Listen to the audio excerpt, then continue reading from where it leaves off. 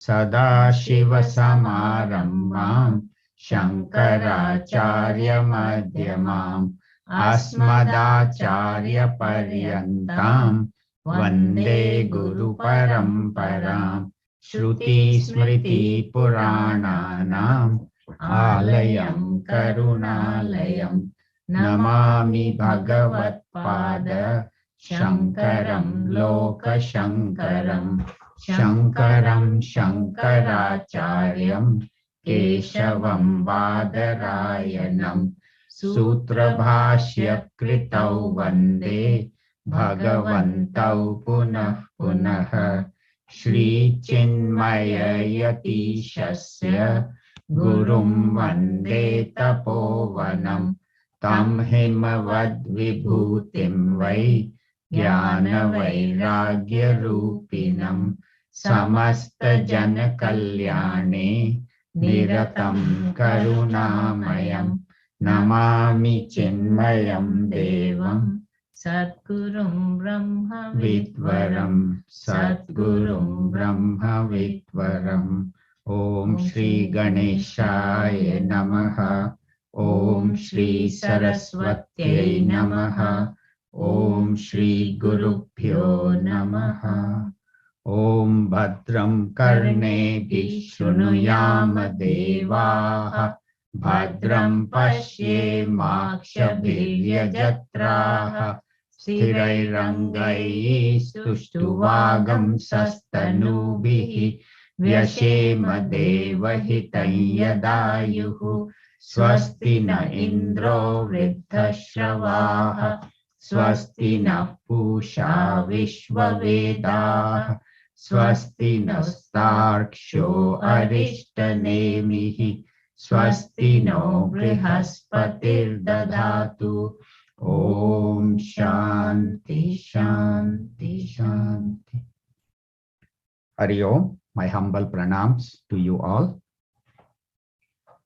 So in this Prasnopanishad, we are in the second query where Bhargavo Vedarvi, the second student, asks the Rishi Bhagwan, who is the one that is sustaining and enlivening everything in this body?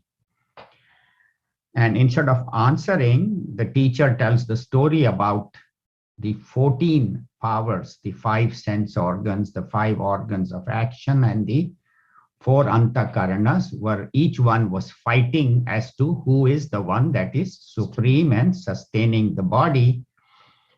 And the prana then appeared and said, it is me dividing into 5 that sustains this body, and they did not believe him. So the prana as if got up to leave, and they all started suffocating, and they realized that the prana is the supreme. Prana represents the sentient principle. And so they started doing stuti of this prana. Last week we saw mantras number 5 to 8, where they worship prana as the fire, the sun, the Lord of the universe, and also said prana as Prajapati, you are the child in the mother's womb, and you are also the swadha, the offering to the ancestors. You are the one that carries this offering, and you have been glorified in the Vedas, and all these sense organs offer their oblations into you, just as we offer oblations into the fire. As the consciousness, everything goes through the eyes, to the mind, to the consciousness, through the ears, and so on. So today we will continue the stuti of prana. So we'll do mantra number 9. Ambika was here, I think she's gone. Okay, Auntie, do you have this Prashnopanishad? You can chant mantra number 9. You can unmute, please. I will try. Okay. Indrastvam. Indrastvam. Prana tejasa. Prana tejasah. Rudrosi. Rudrosi. Parirakshita. Parirakshita Tvam antarikshe Tvam Antarikshe charasi Charasi Suryastvam Suryastvam Jyotisham Patihi. Jyotisham Patihi. You can please unmute. We'll all chant together. Indrastvam prana tejasa rudrosi parirakshita tvam antarikshe charasi suryastvam jyotisham patihi. So here the stuti of prana is continued. So the Rishi, Pipala, the Rishi says that they did the stuti of prana and they said, oh prana, you are Indra. They said, what? Indra appears every time. Last week was Indra, week before. But here, but here Indra means the head of all the gods, which means Brahmaji. So Indra here represents Brahmaji. That's why we need a teacher. Otherwise, we think Indra has only one meaning. So he says, you are Brahmaji Tvam. O Prana, you are Indra. And Tejasa Rudrosi. With your brilliance, with your power, you are Rudra. Because Rudra is the one that is responsible for destruction. But you are not only Brahmaji, you are not only Rudra, but you are the Saumya Parirakshita, Vishnu Bhagwan, who is considered to be very Saumya, very calm, very peaceful. So you are all three. You are the Trinity. And Tvam Antarikshe Charasi. Antarikshe, in the space, Charasi, you move around as what? As Surya. So you are the Surya Tvam. Again, he has praised him as Surya. And who is Surya? Jyotisham Patihi. You are the Lord of all lights. Jyotisham Patihi. You are the Lord of all lights, and thereby you give life. So we saw that the same consciousness appears as three, as Brahmaji, Vishnu Bhagavan, and Lord Shiva. So it is one consciousness that is playing the three roles.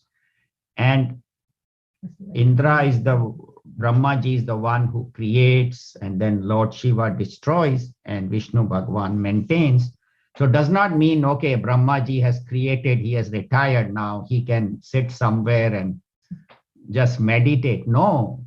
Or Vishnu Bhagwan is busy maintaining and Lord Shiva is just waiting, okay, when I have to end the universe. It's not like that. All three are continuously active. Because as we see, new planets are being created in the macrocosmos, and then the old planets are dying and becoming black holes. And at the macro level, we see there are billions of planets and so many quadrillion black holes. I did not know that, because 1,000 million is a billion, 1,000 billion is a trillion, and 1,000 trillion is a quadrillion. And there are 4 quadrillion black holes. How these people can figure it out, I have no idea. And that many more stars. So continuously the creation, sustenance, and destruction is going on in the macro and within us also.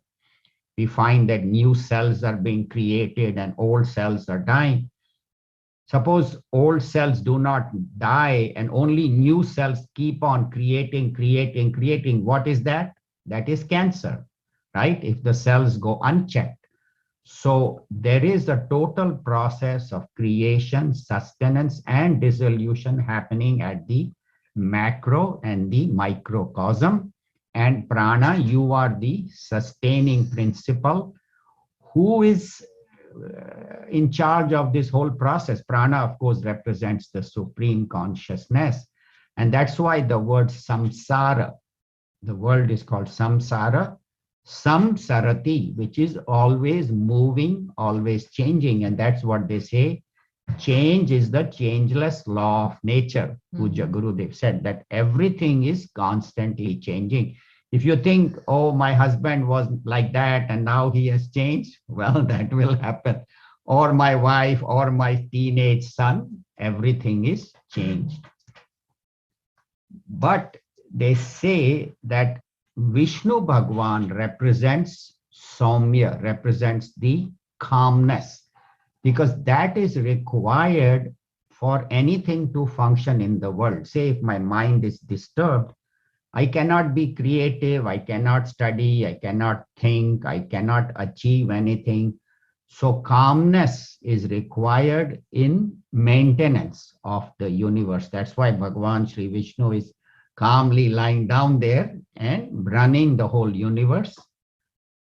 Not only in our mind, but say in the world, if there is war going on, like there is this one war going on in Ukraine, in a very small part of the world, but the whole world economy is affected and there is hunger. So the point is that calmness and peace is required within and without for creativity. That's why we say that shant ho jao, through meditation, through prayer, through karma yoga, calm your mind down and work in peace. And what we find is that science, instead of creating more peace, yes, they have created a lot of beautiful inventions, but they've also created very, very powerful weapons. And so that is what is unfortunate. So that's why they say all three are required. You need creation, sustenance, and you need dissolution. And as Surya, you are the one that illumines the mind. So the moon is said to represent the mind. So as the light of consciousness illumines the mind, so same way Surya illumines the moon. And this consciousness is invisible to us. It is dark, even though it is our true nature. It is something we are not aware of. And that is represented very beautifully in South Indian temples, where the Lord in the sanctum sanctorum is completely dark. You can't see the Lord. And then the pujari will go and light camphor. And then you went view the Lord, and then he will bring the arti outside. So the lighting of the camphor is very symbolic. What it shows is that my ego has to burn for me to see the Lord within. So this is a very, very symbolic. Why the Lord is dark only when the camphor is burnt, when my ego is destroyed, when my ego is reduced, then I am able to see the Lord's presence within as my true nature. So that is mantra number 9, where he says, you are the Lord of all the lights and you are the Trinity. Total energy, that's it. All the energy, yes, the total energy of this universe, you are. Now we'll chant mantra number 10. Ambika, you can please unmute. Yada tvam abhivarshasi Yada tvam abhivarshase atha ima atha ema prana te prajaha pranate prajaha anandarupastishtanti anandarupastishtanti kamayanam kamayanam bhavishyatiti. bhavishyatiti. You can please mute together. Yada tvam abhivarshasya ite maha. Yada tvam abhivarshasi atha ima prana te prajaha anandarupastishtanti kamayanam bhavishyatiti. So it says, Yada tvam abhivarshasi, when you create rain, because as sun, you are the one, O prana, that creates the rain, because the sun is the one that evaporates the water, carries, the wind carries, makes it into cloud, the wind carries it and makes it up rain in appropriate place. Abhivarshasi atha, then ima prana te prajaha. O prana, ima te prajaha, these of your praja, your people, ananda rupas tishthanti, they become ananda rupa, they become very joyous. And we know when rain falls, everybody becomes joyful. The children start playing in the puddles, and the farmers are singing because their crops will grow, and the earth even smells good. In India, when the first rain falls, how after the heat of the summer, how beautifully everything becomes joyful. And why are they joyful? Kamaya, because whatever they desire, annam, that graina bhavishyati iti. This grain, this annam will be created. So we saw that rain, you are the Lord of the rain, and the Lord of Indra, the Lord of Varuna, the Lord of the wind god, Pavan Putra, Pavan Bhagwan, and also you are the Lord of all the Devas. And you are the source of joy, because food is essential. If there is a drought, if there is no food, then as we see in so many parts of the world, there is famine, there is hunger, and there is a shortage of water. And if we are not careful, it's going to happen in the United States also, because the Western United States, we have only 35 or 40% of the water we need, and we still have to go through the entire summer. And prosperity depends on rain, because when there is rain, then there is food.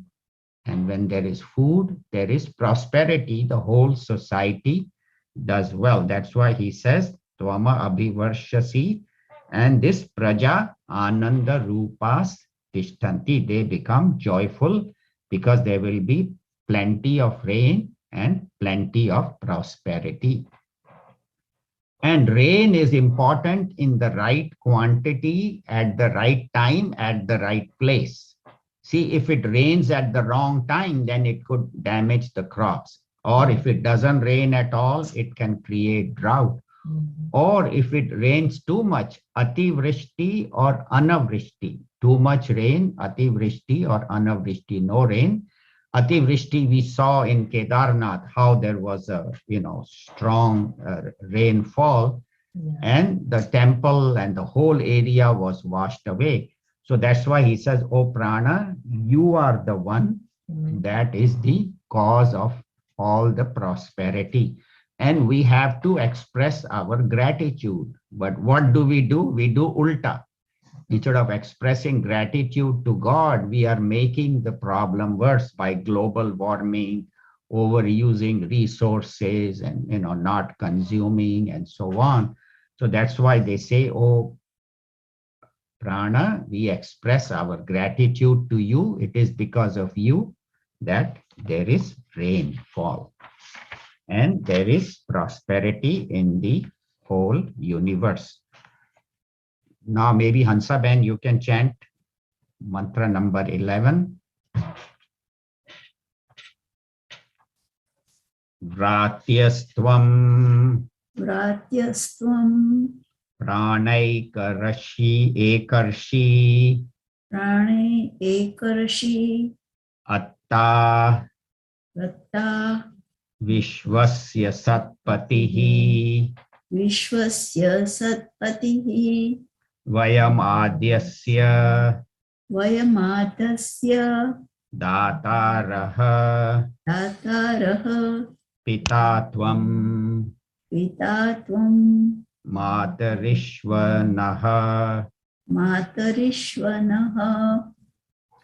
So together, you can please mute. Vratyastvam prana ekarshi attaha vishwasya satpatihi vayamadyasya dataraha pitatvam matarishvanaha.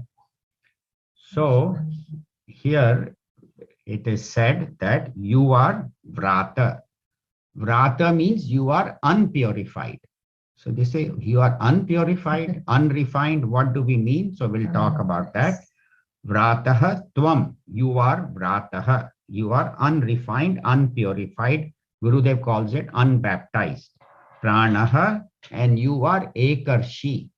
Ekarshi is the special fire that is lit by followers of Atharva Veda, because this Prasnopanishad is in the Atharva Veda. Each Veda, the knowers of each Veda have a different fire, and Ekarshi is the fire of Atharva Veda. So that's why Rishi says you are Ekarshi. And the details of these various fires will be covered in the fourth query. So I won't go into the detail here. But you are Ekarshi, you are that fire of the Atharva Veda, means you are the source of all the food and all the nourishment in the house. And you are Atta, you are the consumer. We had talked about in the previous query that you are the food and you are the consumer of the food. And as the digestive fire, you digest the food.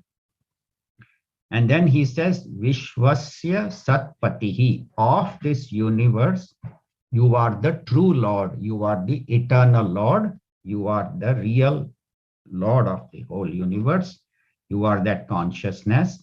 And Vayam means that is plural of Aham, we all. Adyasya Dataraha, Adyasya means of the oblation. So we offer oblations into the fire, Dataraha, in gratitude, because you are the father, Tvam Pita, how?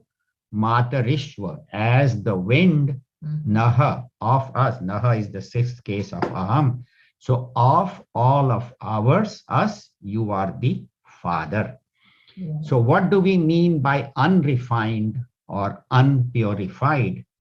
See, we all are born because of impurities, because of vasanas. We have gone through multiple lifetimes, of vasanas and 8.4 million births. And the goal of life is purification. We have to purify our mind. We have to purify our desires, purify our vasanas. So constant purification is the goal of religion, is the goal of spirituality. That's why Swami Vivekananda said that the goal of education is to manifest the divinity in man. We all have divinity in us, but through right education, the divinity is manifest. And for that, we need purification. And there are three levels of purification: Vikrit, Prakrit, and Samskrit. So Vikrit are the lowest, who are impure, who have all the evil tendencies and will not follow any rules and are the worst. Prakrit are little bit better. They do follow the rules, but they sometimes fall back. Sometimes they will do selfishness, sometimes cheat others. And Samskrit are the most pure people. So the people who you can say like Tamasic, Rajasic, and Sattvic. So these are the people who live their lives with Sattva. It's called Samskrit. That's why even our language is called Sanskrit, which is very well created. And as I said, as Agni, you are the Ekarshi, you are the one fire. And in our spirituality, they mention Shodasha Samskara, 16 samskaras, starting from conception, and then when the life enters the womb at the 3rd month, and then when the child is born, and then when the child is named, and then when he eats the first food, when his ears are pierced, and then the Pandit has him write Om, with his finger on rice, because rice is said to be Akshata, Akshara. So Om is Akshara. So these are all definite samskaras. Then when he, gets his Janeyu, and people say, I don't believe in all this. I have the thread. I just do it to make my parents happy. Next day, they take it off. The idea is not to it's not for casteism. The idea is to remind you that you are supposed to chant the Gayatri mantra every day. And whether we have the Janayu or not, that is required. Every day I should chant the mantras and, welcome the sun god and do all my mantras for the various gods. Why? Because these samskaras will remove the doshas. Our doshas, our vasanas, our desires will be purified, and the samskaras can continue with marriage. Marriage is a very important samskara. And then even after death, they do samskara. That samskara is not for the body, it is for the jiva, so that the jiva's life may continue. So the point is that there is a reason why these Shodasha samskara have been prescribed in our Vedas, in our scriptures, and that is why it should be followed. But then why do they say Bhagwan is impure or unrefined? Because he doesn't need it. See, he is the purest of the pure. So Bhagwan is the purest of the pure. He is already pure. He does not need to be purified or refined because he is birthless. He is the one alone manifesting, and that is called Swayambhu. So you know why Parvati ji did so many years of tapas to get Lord Shiva? You know that, right? She did tapas for years and years. You know why? Because Lord Shiva was Swayambhu, and she didn't have to deal with mother-in-law, father-in-law, no saas sasur ka jhanjat. So that's why she picked Lord Shiva. So that's what he says, oh Prana, you are unborn, you are Swayambhu, you are always there, you are birthless, and our goal in life is to serve God, because God gives us so much. They say, how am I to serve God? God doesn't need anything. Our way to serve God is to serve society, to give back to the community, whatever the Lord has given us. That's why Nara Seva is Narayana Seva. That's why Gurudev says, what God has given to you, his gift, that is his gift to you. What you do with that gift is your gift to him. So our duty is to serve the Lord, give back to society what the Lord has given us. Not foolishly keep it, oh, I earned it, it is mine, I will keep it, I don't need to give it. No, the idea is that to serve, and whatever way we can, you can serve with time, you can serve financially, you can serve with giving love, you can do karma yoga, do service. So constant attitude of giving back is essential, giving knowledge, sharing this knowledge. So these are all ways of serving Bhagavan. And then they say, Pitatvam Matarishva Naha, you are the wind god, which is our fathers. And we know the wind, of course, if there is no air, we will suffocate. But also air is the one that nourishes fire, because fire, if there is no oxygen, fire cannot burn. So Matarishva.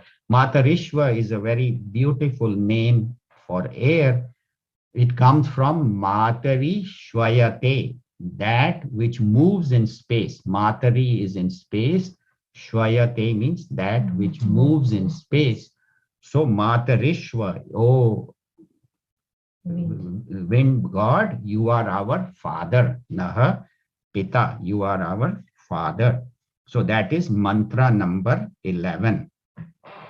We'll do mantra number. That you see plurality, that is also. Yes. So as Neeru said, even when you see plurality, that is manifestation. And that's why we had done last week that you are the fetus in the womb and you are Prajapati. So this plurality is also you, Prana, and you are the one. In reality, there is only one. This plurality is an appearance upon that. And our goal is through this plurality to see that one, and that is me, that is my true nature. So that is the goal of to this. See plurality is impurity. That's what Gurudev has. Yeah, Gurudev also said that if you see plurality, that itself is impurity. because actually there is only one appearing as many, but as long as I see plurality, I serve the world as myself or as a manifestation of God. So that's what Gurudev says, that see oneness everywhere. Do not see differences, mine and me and mine, you and yours. I will do mantra number 12. Lata, you can please chant. Okay. Yate tanuhu Yate tanuhu vachi pratisthita vachi pratisthita ya shrotre yakshotre ya cha chakshushi yacha chakshushi ya cha manasi yacha manasi santata shivam santata shivam tam kuru tam kuru motkramihi. motkramihi. Together. Yate tanuhu vachi pratisthita ya shrotre ya cha chakshushi ya cha manasi santata shivam tam kuru motkramihi. So he says, oh prana, yeah, whatever this body, it tanuhu, it is your body. My body belongs to you, O Prana, O Bhagwan. And you are not only in this body, but vachi, in the speech, you are pratisthita, you are established in my speech. You should be, that's what we say, we should bring divinity in our speech. We'll talk about that. And he says, Ya Shrotre, you are in the ears. Yacha Chakshushi, in you are in the eyes. Yacha Manasi, you are in the mind.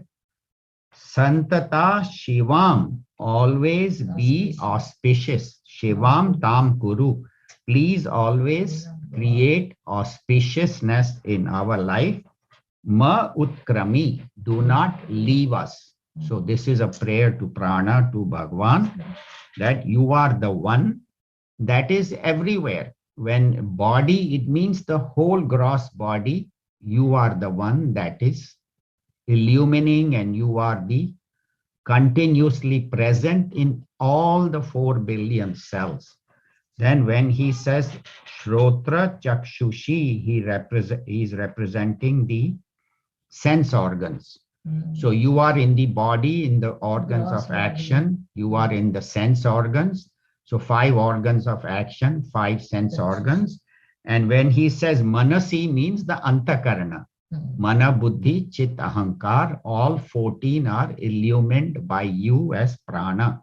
Because that was the question, the student asked, who sustains this and who illumines? So the Rishi says, it is this prana, and all of the organs are glorifying prana. They say santata shivam tam kuru. O prana, santata means always be auspicious to us. Do not leave. So what it means here is that we have to be very careful when we use our sense organs, our organs of action, our speech, our mind. So what kind of thoughts I should entertain, what kind of ideas I should entertain, how I should reduce my ego. The intake should be pure. I should avoid intaking too many impure things, be very careful what I see, hear, smell, taste, touch, what I eat, what I drink, and also what thoughts I think, because they say that wrong thoughts can also create negative tendencies. If you think negative about somebody, you are just poisoning your own mind. So anger, greed, jealousy, hatred, all that has to be controlled. And our speech has to be auspicious, has to be Shivam. Shivam here means auspicious. That's why in the beginning we chant Bhadram Karnevi Shrunuyama Deva Bhadram Pashe. So may I hear what is auspicious, may I see what is auspicious. I will only hear auspicious if I speak auspicious, if I speak inauspicious. So my speech should be pure, should be calm, should be. That's why in the Bhagavad Gita it says Satyam Vada, Hitam Vada, Priyam Vada, Mitam Vada. So Bhagavan says, may your speech be truthful, may it be beneficial to all, may it your speech be sweet, and may it be delight everybody's heart. So that is how we should speak, and that's why we chant, Jihagre Vasate Lakshmi, Jihagre Mitra Bandavaha. So if you want your friends and your bandava to be happy, then speak good things. Let Lakshmi ji be in your speech. That means auspiciousness. May goodness be in your speech. And also for that, it is very important to have the right knowledge. That's why in Kathopanishad, there is a very famous line. It says, Anarya prokte gatir nasti.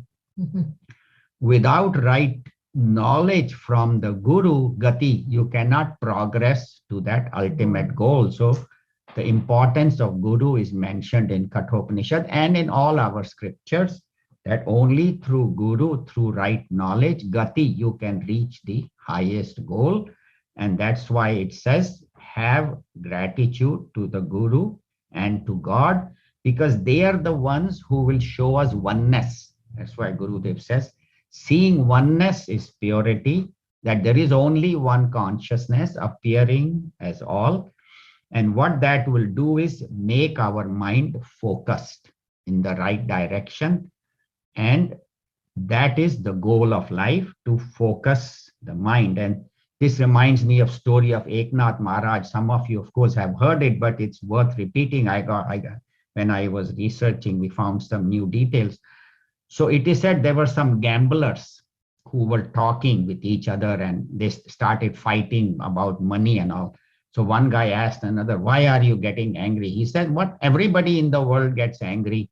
He says, no, there is one person who never gets angry, and that is Eknath Maharaj, Eknath Rishi, Sant Eknath. He said, there is nobody. I can make him angry. So they said, okay. He said, okay, I bet all the money I have, I'll make Eknath Maharaj angry. So all the money, they said, okay, bet ho gaya. So next morning, he gets up early, and Eknath Maharaj used to go for bath. You have heard that story, and he stood at the top of the stairs. As he was climbing the stairs, he was chewing pan, and this was early in the morning, and he spit pan on Eknath Maharaj. And Eknath Maharaj didn't even see who it was, nothing. He went quietly, took another bath. He came up, again he spit.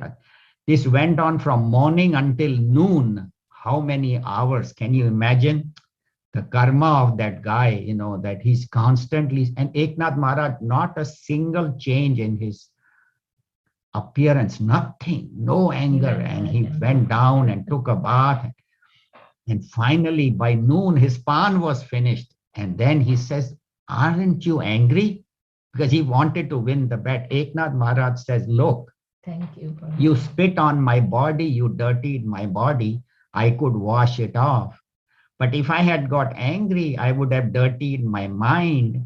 And dirt of the mind is very hard to remove. And that's why immediately the person felt ashamed. He prostrated and he said, I'm so sorry.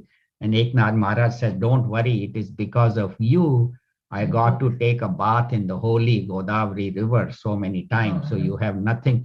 So the point is that is how one's speech should be calm, and it should be peaceful. And that's why they say, as long as prana is there, we are Shivam.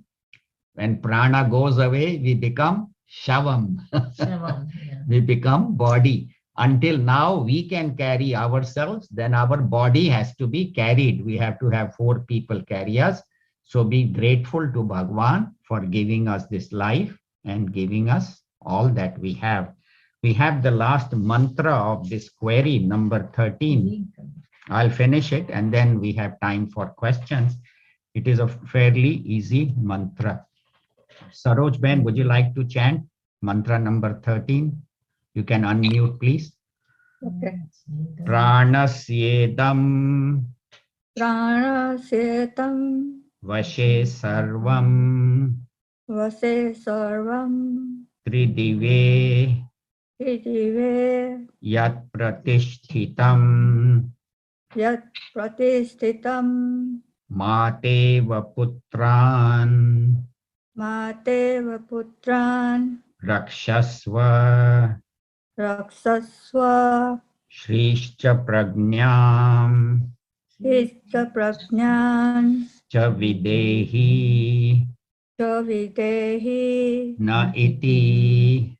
na iti. Okay, all together you can please mute. Pranasyedam vashe sarvam tridive yat pratishtitam teva putran rakshasva shrishcha prajnam cha videhi na iti. So, O Prana, all the other organs are doing stuti of Prana, which is the Lord within. Edam Vashe Sarvam Tridive, all the three worlds, the heavens, the earth, all the seven heavens, and the earth and the lower worlds, Patala, and all of those Patalas, all of those 14 worlds, they are under your control. Vashe, they are under your control. Tridive yat pratishtitam, and you are the one that is established in all the 14 worlds. So as consciousness, you are the one, because prana is required even in the upper worlds, right? Because in the upper worlds also devas are moving, and all lights are there, and there are all the sun and the moon, and all of those are there. And also in the lower worlds, all the activity that is going on, that is under your control. You are pratishtitam, you are there. And then it's a very beautiful prayer. As Mateva Putran Rakshasva, just as a mother protects the children, O Prana, please protect us and give us Shri and Prajna. Shri means wealth. Prajna means knowledge. So Shri is not external wealth. Gurudev says it's not dollars, cents, and rupees, but it is the inner wealth of purity, love, kindness, compassion. So Lakshmi Ji, when we worship Lakshmi Ji in Navratri or any time, it is, may I get inner wealth of purity. So Shrishcha Prajnam cha Videhi, please give to us Naha iti. Iti means it is the end of this mantra, end of this particular query. Iti means the end. So Naha here means to us. Naha does not mean no. Naha means please give to us all of this. So as we said, in all the worlds, it is there. Prana is there, and it is because of prana that the sun is in place, the moon is revolving, and all the external and internal activities are going on. And all the planets are moving. And we see that this is a selfless prayer. So when we pray to Bhagwan, we should not say, oh, may I get, but may we all get. That's why we say, Sarve Bhavantu Sukhina, Sarve Santu Niramaya. So when we pray to Bhagwan, we should pray, may there be world peace, may everybody be happy, may everybody be free from disease, may nobody have. So the idea of the selfless prayer is to reduce my ego, that I am not only working for myself, but I am working for totality. So whatever abilities I have, oh God, they are your gift to us. And we see that all the leelas that Bhagwan does is to reduce ego. Like when Bhagwan Shri Krishna held Govardhan in his little finger, it was to reduce the ego of Indra, that Indra was the one thought he is all powerful and Lord of rain, and he can flood the whole bridge, but Bhagwan Shri Krishna protected. So every activity of the Lord is done to reduce our ego. That's why he says, Yada yada hi dharmasya glanir bhavati. So Bhagwan says, whenever dharma goes down and adharma increases, I manifest to reduce ego. And we see all these great Rakshasas, Hiranyakashyapu and Ravana and Kansa, and all of them, when Bhagavan came, he destroyed, showing that ego is our obstacle. And our attitude should be of surrender. Oh Bhagavan, you are everything.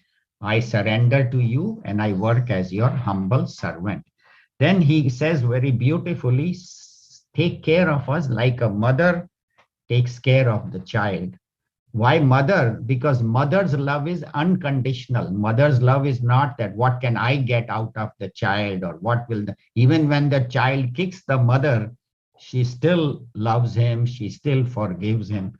So that's why he says, just as a mother's love is unconditional, continuous, never reducing. So Prana, oh Bhagwan, please love us like a mother and forgive us. That's why in Christianity they say, forgive us our trespasses as we forgive those that have harmed us. So I forgive others, then only I can expect forgiveness from God. So that's why they say, oh God, oh Prana, please give us knowledge. And that's why we have three Devis in Navratri: Mother Durga, which represents energy, Mother Lakshmi, which represents inner wealth, and Mother Saraswati, that represents knowledge. So, oh Prana, you give us both. Give us the ability to remove negativities, give us Mother Lakshmi to improve positivities, and then may we have right knowledge. So here we have seen the stuti of Prana is complete, where Prana is worshipped as the Lord himself, as the supreme consciousness that manifests throughout the universe in the macrocosm and in the microcosm. So within me and everywhere that Prana you are, and you are the one that is nourishing us, that is the creator, sustainer and destroyer, Brahma, Vishnu and Mahesh, all you are. And please be kind and compassionate to us. You were chanting Rudram before that, and one of the very famous line is Shivo na Sumana Bhava. May Shiva be compassionate to us. That is one of the most beautiful lines in the Rudram. When you chant, you will come to that may Lord be kind to us. Lord is always kind and compassionate. Our problem is we are not available to receive that. See, that is our problem. So I'll end here. We have finished the second query, which talks about Prana, who is the one that sustains this universe, sustains our body, and constantly enlivens it. And then next week, we'll continue the third query, which will be how Prana divides into 5. Each one will be covered in detail, and what are the functions of that. It's a lot more than just, the names of that. So we'll do that next 2 or 3 weeks. We have about 10 minutes. If anybody has any questions, comments, anything they would like to add, or Niru, anything from Puja Gurudev that maybe I missed. I like when he said, take care of me like a mother, not like father. Yes. Okay. That was Right. Because mother is always forgiving, always unconditional love. And that's how, when we love somebody also. Sympathetic understanding of our needs. Right. Constant. Mother understands even before the child can express his or her needs, the mother understands. Same way God understands what we need. And even if I'm getting some sorrow or some discomfort, it is for our own improvement, to wake up, because I am asleep to the truth. And so if we don't listen with the scriptures or through the guru, then he will send a little pinpricks in life to remind that you have forgotten me. So all, even sorrow, is for good. Whatever Lord does is for good. There's nothing that happens that is wrong, or in his world, sab kuch, everything is fine. Anybody else has any comments or questions?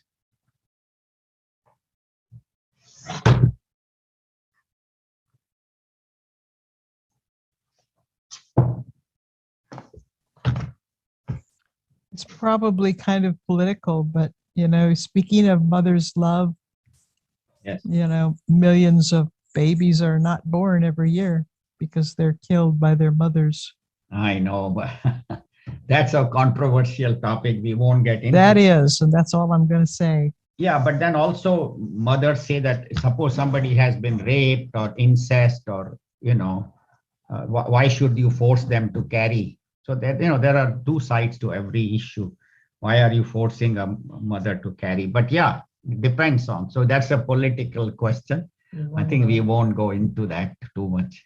Everybody has their opinion. Yeah, different opinions are there, but yeah, that is true. Well, it says something about this age, about this entire age of humans, and how people think now, perhaps differently than the past. Right. Thank you. Any other comment, Lata? It says here, we are born imperfect as mortals. Yes. Yes. I thought we are born with very pure mind when we are. But is that because of our vasanas that Yes. we Yes. carry? Yes. The That's child why may we- be right. Thank Go you. ahead. Yeah, because this is a child is born. We are born because of vasanas. If we did not have any vasanas, we would not Desire, yeah. take birth. So the desire, so that's why they say in this life, reduce your desires and as much as possible, especially negative desires. Desire for truth, desire for God, of course, should be increased, but all my other desires should be reduced so that I may continue my spiritual journey. As long as vasanas are there, vasana represents ignorance. And not knowing my true nature as full, as complete, as Satchidananda Swarupa, I think myself to be incomplete, and only by getting this or that, I will make myself complete. So the goal of spirituality is to reduce vasanas, and we have talked about it. Through body, I should do karma yoga. Through mind, I should do bhakti. And through the intellect, I should have jnana, knowledge. And so with all those three and through meditation, we should reduce our vasanas. Okay. And one more question. And it says impurity starts with the perception of plurality. So the knowledge that this world creation is not really real, that's going one step even further than the previous point you made, right? Exactly. Yes. Knowing that this world is unreal, it is an appearance, and there is only So one which is consciousness, appearing as many. one appearing as many. So, yeah. So if you see plurality, that itself is ignorance, and that itself is impurity. So the goal of spirit, that's why it is Advaita. Our science is called Advaita, means there are no two. There is only one appearing as many, and I am that. See, again, this idea that I am separate from God is also creating a duality, that my and God are somewhere else. So constantly I should remind myself, I am that Brahman, I am that consciousness functioning through this body, and see the whole universe as that. Also, the harshness in the language these days and in thinking, is it extraordinary in these times? Yes. It's because it's multiplied by social media very fast, or that has been ongoing from the times? I think Where do we stand right now? I think Kauravas and Pandavas were always there, and there was always Sri Krishna and Kansa and Ram and Ravana. The negative and positive were already there, but through social media, it has become multiplied, where one person's negative voice can reach millions of people, and that some people have thousands and millions of Twitter followers. And so one individual can pollute so many minds. One person putting a negative thought out into the cosmos can pollute. And so that's why it is the responsibility of leaders to be very, very careful about what they say, because one wrong leader can pollute thousands of people. And with social media, it has become much worse because some of the leaders have, like Trump has, used to have 6 million Twitter followers or something. And if they blindly follow the leader without thinking about their own, using their own mind, and that's why it appears worse. But there was always negativity, but it is now easier to spread negativity. Previously, if you were angry, you would go slap your neighbor. That's about it. And then they bought guns. Now you can kill your whole neighborhood. And so it is just increasing. Moini auntie, you have a question? You said that we are born with our vasanas from our previous life. So can we reduce those vasanas Yes. in this life?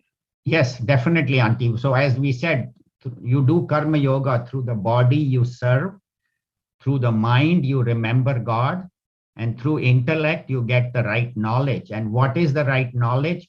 I am that infinite consciousness. These vasanas are just an appearance.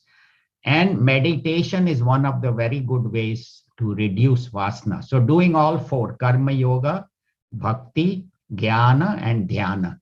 So all four paths, when we choose, that's why Bhagavan Sri Krishna in the Bhagavad Gita has covered all four paths beautifully. So following the Bhagavad Gita, doing karma yoga, bhakti, jnana, and dhyan.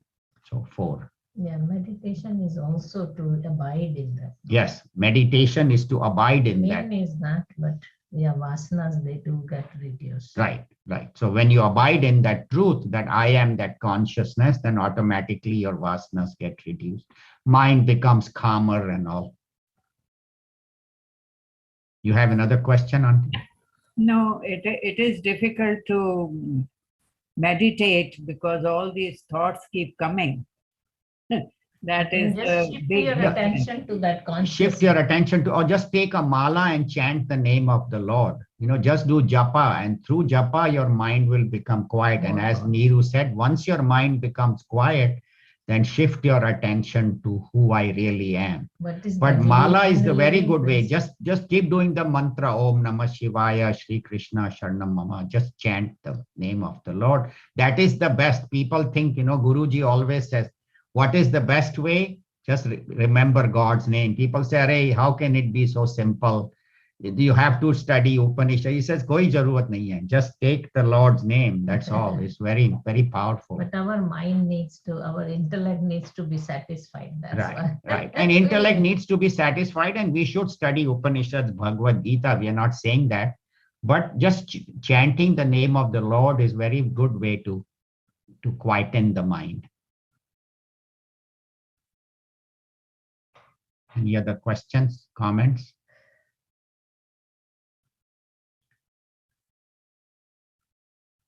Okay, we'll do the closing prayer. Next week, we'll do the third query, which is further expansion of that. And I would request everybody to read Puja Gurudev's commentary. Very beautifully, he has covered this.